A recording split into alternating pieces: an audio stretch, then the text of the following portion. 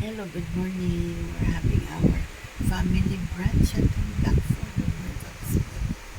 Happy Sunday, folks. There's Lizzie Boy with a signature of Albert Nicole ng Lisa. 74 years in Singaporean retired. My son Sharon is there. We're having our family brunch at the Blackford Overtops. Happy Sunday, folks. We're having a Chinese peon with karaage with eggs, okay? Enjoy at the Blackford Overtops, Singapore. Our family brunch.